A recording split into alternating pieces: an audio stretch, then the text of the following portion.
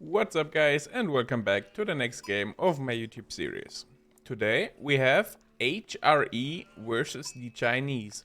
The HRE player Yurik is Plat 1 versus the Chinese player Captain Sinkles on the Chinese. So both players are Platinum 1 and we have Lipany, as I said already, HRE versus the Chinese. So once again, as always, some information about this matchup. The Chinese likes to go for double TC with Song Dynasty. That should be able to give the HRE a good window to go for a fast castle age and get some relics. So this should work a lot of times. Because by the time the Chinese player has his 2TC plus Song, the HRE player should be castle age and should start grabbing the relics already. And then it's up to the HRE player what he wants to do. He can go for fast imperial, try to reconnect the economy discount because the Chinese player will pull ahead because he is on 2 TC zone, and that is like equal to 2.8 TCs. So you are falling behind the longer the game goes, even more. So a fast castle age into a fast imperial age to catch up in the eco count with having the relics behind it is probably a good idea. You can also go for a lot of units in castle age. But again, you have to think about the Chinese player. If he's going for 2TC Song, he should be able to match your unit count because his eco is really good. But yeah, let's see what they are going to do. Let's speed a little bit forward here. The HRE player could also go for second TC here. But I don't think you want to do it versus China most of the times. Because again, if you go for 2TC and the Chinese player is going for 2TC Song, you're still falling behind. So I guess the fast castle age is probably the correct call here. But let's see what Yurik is going to do. You can see on the other side, Chinese player is opening with a mill under his TC. So he's actually misplaying that a little bit. You want the sheeps to be on the mill because right now they are on the TC. So the villagers end up dropping the food on the TC. So if you go for the mill next to the TC, you want to put your sheeps here or here. So if the sheeps are here or here, the villagers will drop off their food on the mill. And if you supervise it, you will have the improved drop-off rate from that. But the way he's doing it, he's dropping off the food on the TC. So his mill has no impact here. So that is a little misplay.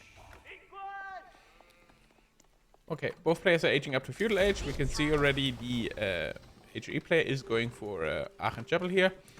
Is connecting the gold, the TC and the wood. So overall a pretty good chapel.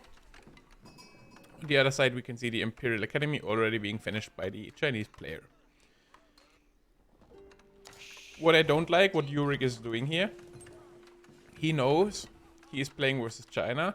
And China always likes to go boomy most of the times. So right now he made a tower here, but he gets nothing out of this tower at this point because all he has to do is scout and see what he's doing.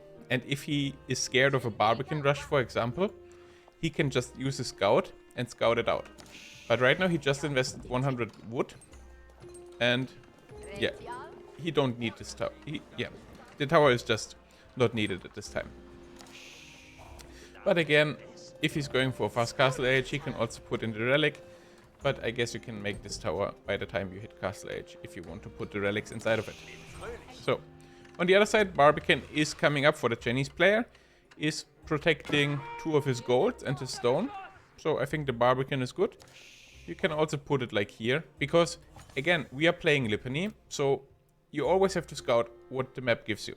And right now we can see we have a little opening here. And we have some cliffs and woodlines on the right side. So with a wall from here to here and here, he can protect the entire right side. So there's no crossing. So if he's placing the Barbican in the middle here, he can take the boar afterwards. He can get at the food here. He has a lockdown point in the middle because the opponent will probably not run through the Barbican here. And then he just has to think about the left side. So again, he can wall here, he can wall here, and here. So he can close off the map without investing too much. And again, if you play Lipany, this is an important thing to keep track of. Because Lipany can have a lot of cliffs and a lot of closing of woodlines. So you always want to use what the map gives you. But again, the Barbican here is also protecting a lot of resources, so it's fine. What we can see in the top left corner, the HE player is floating a lot of resources already, so he's about to click up to Castle Age in just a second here. He already has a stable and a barrack, so he's probably going for some men-at-arms and potentially some knights to get some map control and pick up the relics. You can see right now, the Chinese player is gathering stone. Song Dynasty is unlocked. That means his villager will produce in 15 seconds instead of 20 seconds. Because the Song Dynasty, as soon as you unlock it, you get 33% reduced villager production. And you unlock it with building both Feudal Age landmarks, the Barbican of the Sun and the Imperial Academy. And we can see right now, the second TC is coming up for the Chinese player. But the HOE player is already going up to Castle Age.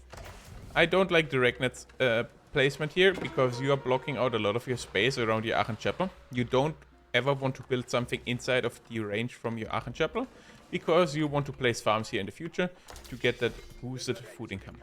So always keep an eye or track where the radius for the Aachen Chapel is, so you are not blocking it out with houses or landmarks, because yeah, you can delete a house and place a farm here later on, but you can obviously not delete the landmark. But yeah, HOE is going up to Castle Age, and so far we have not a single production building from the Chinese player. So the Chinese player is booming here. That means the HOE player should be able to get a lot of relics here. And we can see already the Regnitz is finished, and he is instantly producing prelates out of the Regnitz Cathedral and not producing them out of the TC. So this is a really good move here for the HOE player. So he is going for some knights, and he already has some men-at-arms. So right now we can see we still have no army for Chinese player, and we still have not a single production building yet. So what the HOE player should do right now, he should try to move out on the map already. Because right now he's making units, but he is not using them. And I always say, if you make units, you want to use them. So right now you should use your units, get out on the map and try to deny some resources, or force at least some idle time. The food is under the TC here. The berries are also kind of protected by the TC, and the gold is also protected. But you can still put some pressure on your opponent if you move out with your army, because he's scared. And now we can see the Chinese player is trying to react, building double barracks here, and he's trying to go Castle Age himself. He still needs a little bit, but with the Chinese improved build speed, he should still be able to get a decent Castle Age timing here. So we can see first relic is being secured from the HE player, second one is coming in as well. So even though he's behind by 15 villagers at this point, as soon as these two relics drop in, so each relic has a value of 4 villagers. So right now he's behind 16 villagers, but as soon as this relic comes in, he has 160 gold income from the gold. So technically he's only 13 villagers instead of 17 behind. And as soon as the second one is coming in, that will reduce again. But we can see already that 17 villager lead because of the 2 TC zone. And the Chinese player is now going for Castle Age himself. And again, the HOE player is not using his army. So if he moves out here, there were no units on the field. So I think the HOE player, he has knights and he has men-at-arms. So he has armored units. So the town center of the Chinese does 25 damage with the hand cannon in placement. But if he's garrisoning the villagers, it's not doing that much damage. So the HOE player is now moving out. But his units could have been here already, or he could have been in the economy of the Chinese player already. He can force at least idle time, and he will get some villager kills for sure. But now he gave the Chinese player a lot of time, so he had a safe Castle Age, and now he's just making crossbows and he's supervising it with his Imperial official. That means he has 9 seconds production time on each crossbow. So right now there are 2 knights and 7 men-at-arms. So by the time they are reaching the economy of the Chinese player, he's able to get out a lot of crossbows in time. And again, what I was telling you earlier, if he was using his units by the time he had Castle Age, he can put pressure on the Chinese player. So this is not going to happen that easy. Because right now he's just building up more defenses, he's going for more towers, just trying to not lose too many villages. But if the HE player would have used his army earlier, he could have killed a lot of villagers and forced a lot of idle time. And again, he has a lot of villagers. So if you stop him from gathering resources, his castle age is delayed, he won't have a bank of food, produce units, and you're just gonna be in a better spot. So even though he has 3 relics now, he's still 22 villagers behind, minus 12 for 3 relics, so he's still 10 villagers behind on paper. And right now we can see the Chinese player is just going for more crossbows probably. He has no food at this point because he's forced here to go into the TC and is not able to gather from these berries. So now, that's what I was telling you. You don't want a Chinese player to give too much time and free play around here. So, he's forced him to a lot of idle time. So right now we can see he's not able to produce any more crossbows. So we have 19 to 6 army count. And right now, even though he has only counter units with crossbows, he just don't have the numbers at this point. So he should be able to clean this up without any problems. But right now he's just pulling back here. And I think this is the problem here. Because he has 3 relics now, he should be able to get this one as well. Probably not this one. But right now he has an army lead. So he's pulling back and he's not using his army. And that gives the Chinese player time. And that is all the Chinese player wants at this point. Because right now he even went for a 3rd town center. So his economy is about to escalate really quick as soon as he gets some food income back. The HAE player is going for a ram now. Trying to take out the TC probably here and the towers. But again, it's 5 crossbows on the field for the Chinese player. And we have 14 men-at-arms. So these men-at-arms could cause a lot of trouble here on the Chinese side. More production buildings are coming up. Also going for a siege workshop. Maybe going for a trebuchet here. To start helping out taking down the production buildings and the infrastructure of the China guy. But yeah.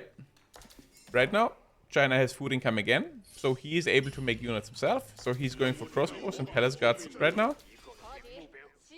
And because the HAE player is giving him so much time, he can close this army gap relatively soon here. But again, on the other side, the HAE player is not spending his resources too well. We can see he has a lot of food and gold in the bank, and he also has 3 relics. So he should be able to have a lot of food here and get a lot of units on the field.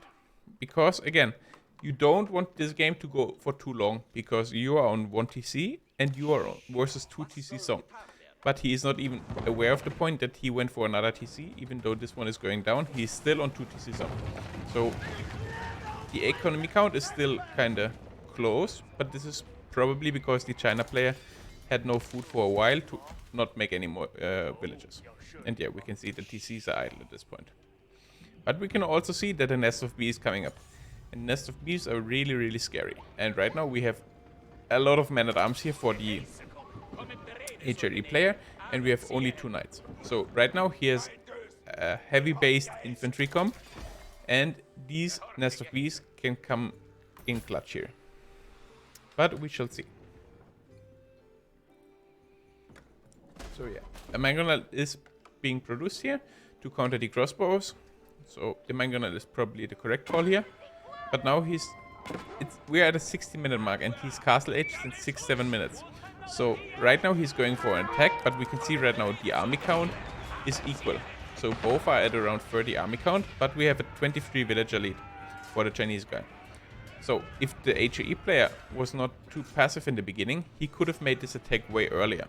And if he attacks way earlier, the Chinese player would have had a really hard time defending it, because he had no army on the field at this point. But now we can see what I was talking about. We have this one nest of bee, and we have a lot of slow moving units. So the nest of bee, even though it's about to go down here, got a great value. We can see these men-at-arms are all really low HP.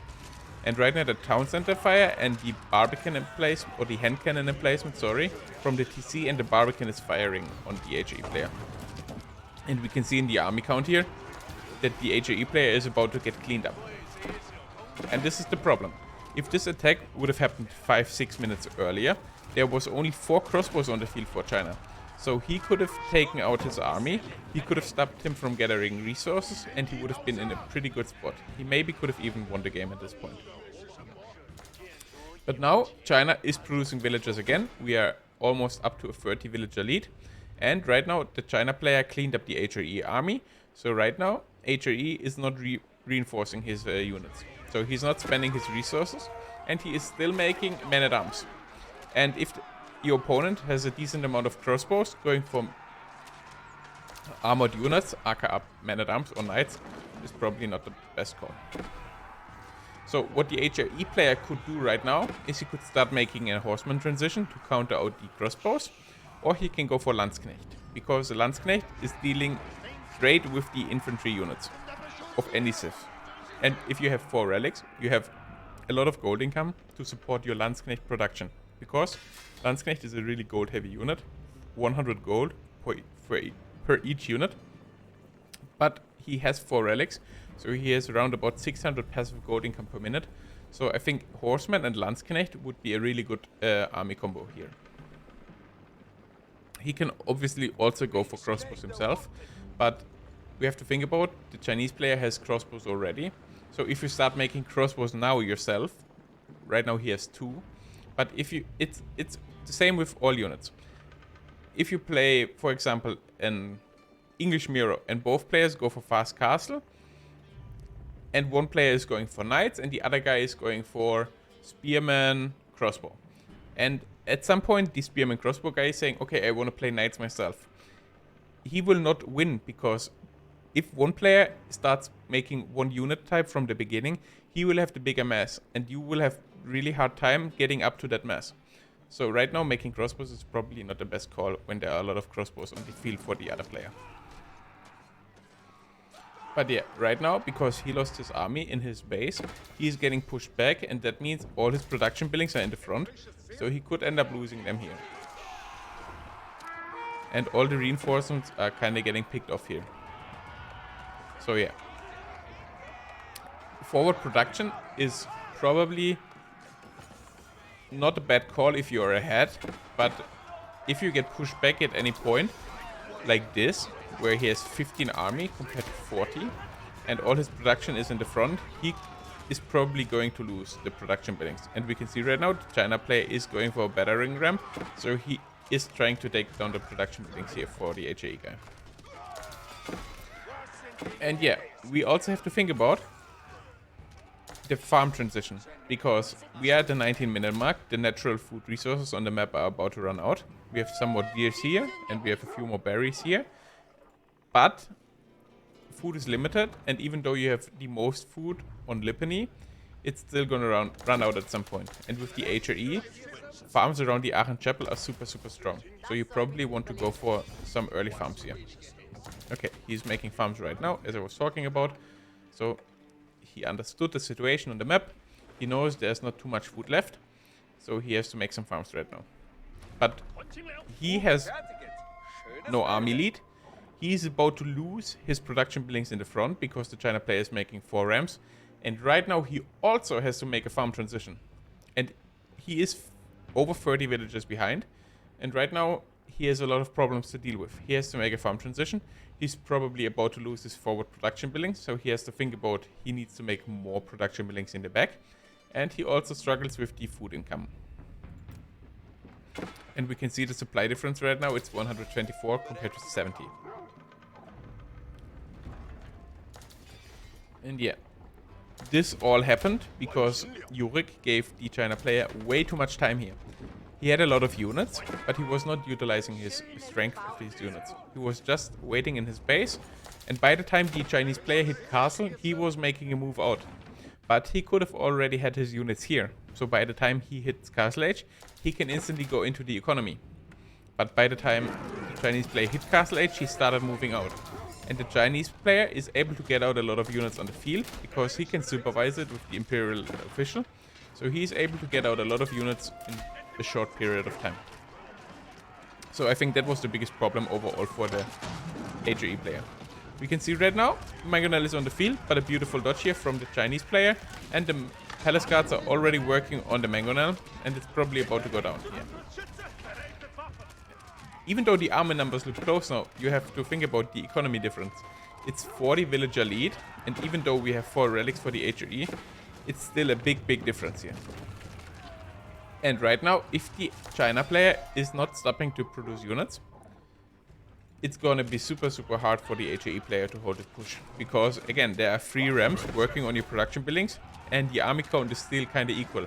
So he is able to pick off these units here, because the HAE player also kinda have to deal with the ramps on his production buildings. So at this point, it's not looking too good.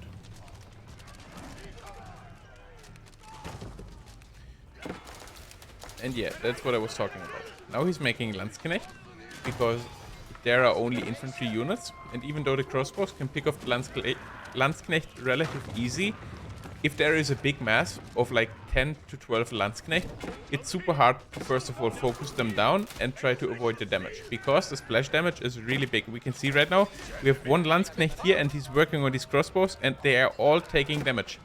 So if the HAE player started making Landsknecht way earlier here, he could have had a good shot here to win this game. But right now we can see a big farm transition is coming up for the China player, and as soon as these farms are finished and start being worked on, his food income will explode. And on the other side, we have 9 farms for the HAE player, and that's all.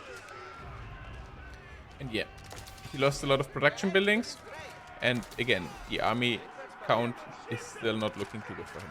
And we can see a lot of reinforcements here are coming.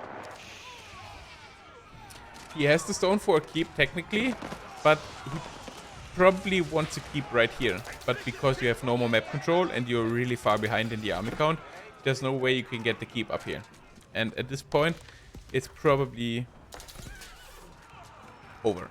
And yeah, the game is about to finish here, so I'm gonna quickly pause it, so we're not getting kicked out.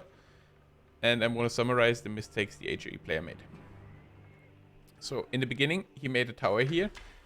Even though it's only 100 wood, if you don't mine that much wood in the early game, you can have a way faster castle age timing. You can get the relics earlier, you can have the passive gold income earlier, and you can spend the gold on making units.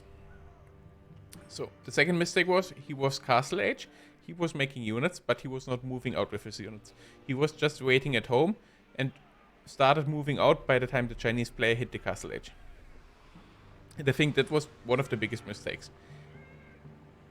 The China player had no units in the beginning, so he was able to get 3 relics relatively fast, and he even picked up a 4th relic a few minutes later. So if the HAE player would have moved out way earlier, he could have forced a lot of idle time for China, he could have probably killed a lot of villagers, and he could have equaled out the eco count in the early castle age. And then I think if you are playing HAE, you probably want to go for fast Imperial if you play versus China. Because again, 2TC Song is close to 3 town centers, so if you go for fast Imperial age timing with a few relics in the bank, the eco count is not going to escalate that quickly, and you can just start making some walls. If you go fast Imperial with HRE, you can also go for a cannon tower in your base to protect your economy if the China player is trying to push you when you hit Imperial. And yeah, I think there was a lot of potential for Ulrich to win this game. I hope he sees this video and can try to improve on a few mistakes here. So, I hope you guys enjoyed today's video. Thanks for watching. See you next time. Peace.